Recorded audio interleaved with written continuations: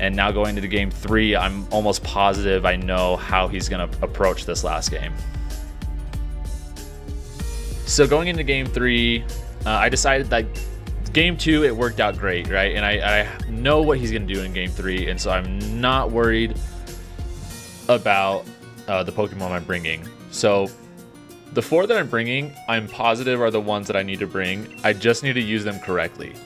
So I go with the same setup I did in game 2 with the Porygon Z Clefairy lead to get some huge damage, huge offensive pressure, just threaten that field with some violence, and then have that lead up into my back Pokemon, which are my 2 Steels, the Durant and the Ferrothorn. He goes with the lead that he sent for game 1, which worked out well for him. And what I think he might be trying to do here is when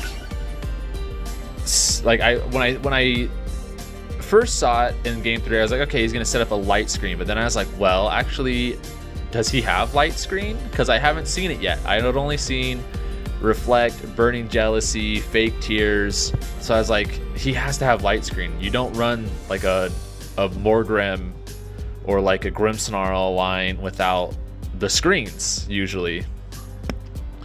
So I'm like, I'm not really sure what his plan is here, but I think I'm just gonna go for gold. I just had to kind of go with my gut on this turn 1, which I don't normally like doing. I feel like if in turn 1 you have to make a decision and just kind of go with your gut, that you're not as comfortable as you should be. So he surprisingly goes for the Dynamax. I did not think he was going to do that. I was just going to save my Dynamax. I was going to go for the Hyper Beam because I thought he was going to Trick Room and like Light Screen so that he could live the Hyper Beam. And he ends up Dynamaxing. So that kind of just affirms to me that, like, yeah, this Porygon I feel like was just almost all offense. And he goes for the Fake Tears on my Porygon. I go for the Hyper Beam. Huge damage onto the Porygon too. That's the nice thing about Hyper Beam is you don't have to Dynamax to get the max damage out of it. And he goes for the Max Strike. So there goes my Porygon Z, my biggest offensive threat at the time, unfortunately. But I am saving my Dynamax for later on in the game when I feel like it could be a little bit more useful. I didn't feel like Dynamaxing turn 1 in this situation was what I wanted to do. I felt because I thought he might Light Screen, which would just neuter my damage output and just kind of make Porygon Z not perform as well as I would like. So I lose a Pokemon here, but it's going according to plan almost. Like, that's kind of weird to say, you know, like, oh, I sacked my biggest offensive threat, but it's part of my plan. But I planned on one of those Pokemon going down turn 1. I was like, one of these Pokemon will probably be going down. And if they don't, then I will be picking up a KO because he's probably Trick Rooming, right? So he's down a turn of Dynamax. I pull out my Ferrothorn here. I go for the Helping Hand Gyro Ball because I think he was going to Reflect. He actually goes for the Max Guard, which I thought was a little interesting. I don't think my Ferrothorn in any way was threatening the Porygon 2 at this point. It's Dynamax, and he could have put up a Reflect.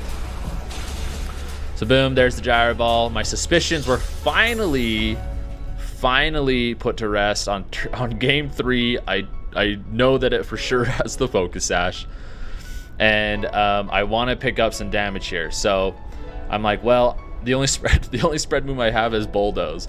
So I'm just gonna Bulldoze and get some spread damage on this Pokemon, just for kicks, and chip the Porygon 2 a little bit, I guess. I don't know. I could have just like Gyro Balled, I guess, into the Morgrem, but I was wanting to style on him. I don't know what I was doing, so I just go for the spread damage move, and I hit that spread damage move. And there's the Max Strike. Yeah, into the Clefairy. It actually still does a pretty good little chunk even through Protect, which makes me think that it's probably Hyper Beam, because I feel like tri-attack wouldn't be doing that much. But yeah, I probably should just gyro balled here. I mean, all I did was weaken my gyro ball against the Porygon 2. Kind of a silly move. I don't know why I felt like I needed to do a spread move. I could have just gyro balled. It would have been totally fine. Like that little bit of damage isn't going to help anything in the long run, and a gyro ball would have been more effective versus that sort of thing.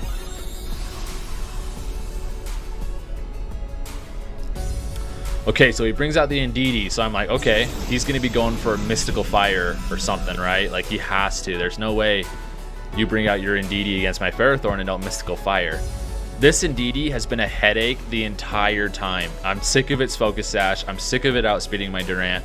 It's the only thing I have left in the back, so I have to make the strategic play and ignore the Porygon 2 for a little bit longer. It could get off a recover, but I have to get rid of this Focus Sash on the Indeedee. I just have to. I can't let it outspeed my team anymore for potential back-end sweeps if it gets switched out and positioned into a spot to take me out.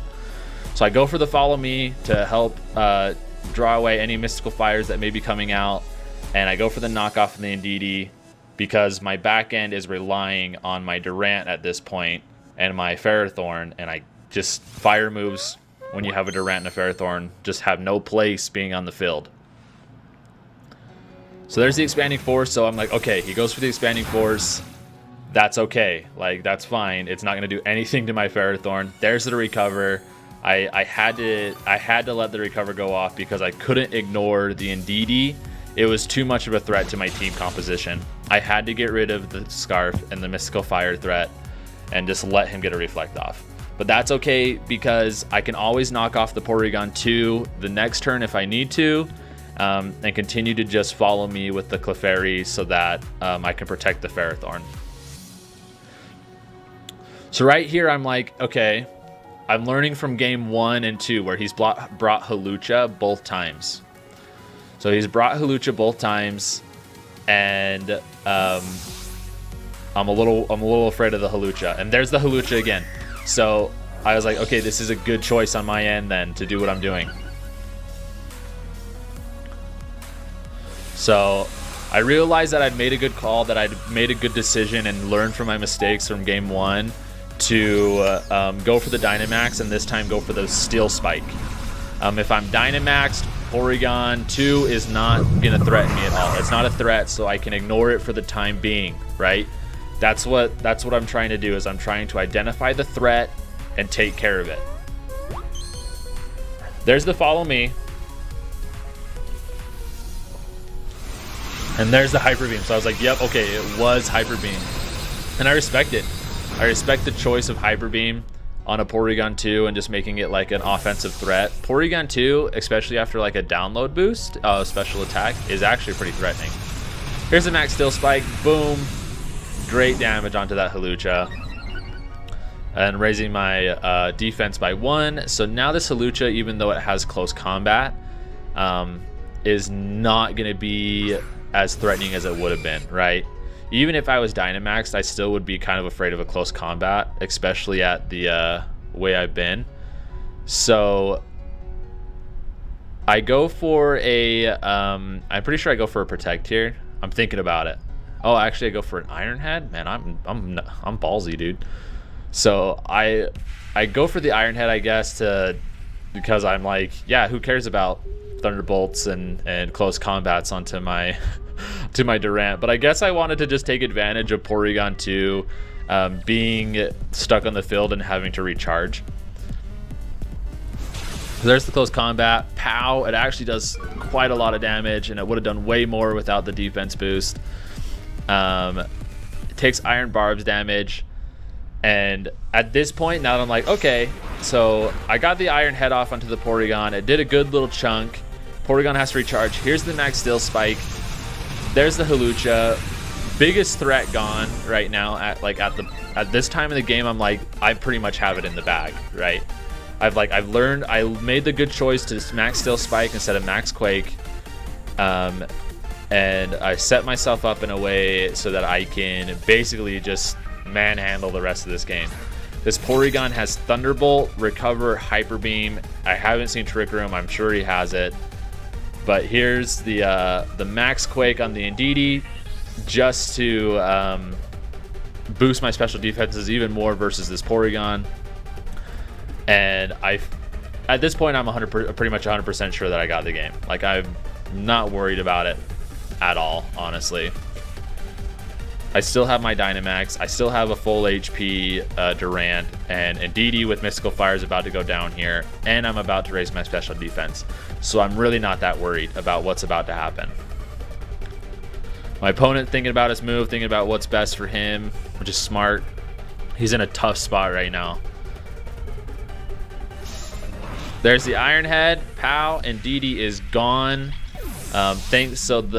So do you guys see, like, the choice that I made to knock off the Choice Scarf earlier in the game is in reality what made me win that last game. Because if I had not knocked it off, he would have been able to come in still scarfed, and he could have Mystical Fired my Ferrothorn, he could have Mystical Fired my Durant.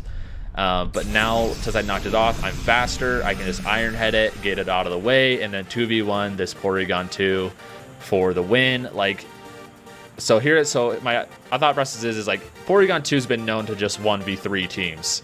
So what I'm going to do is I'm going to Iron Head to get any damage off, get a potential flinch off, and then knock off this Porygon. So that even if I don't kill it, it cannot recharge and it cannot be a threat to my team any longer. So that was game 3. I end up taking the set, moving on up into the rankings of the match. Thank you, Steven, for the battle. Really appreciate it. Good luck in the rest of your games, and thanks for watching, guys.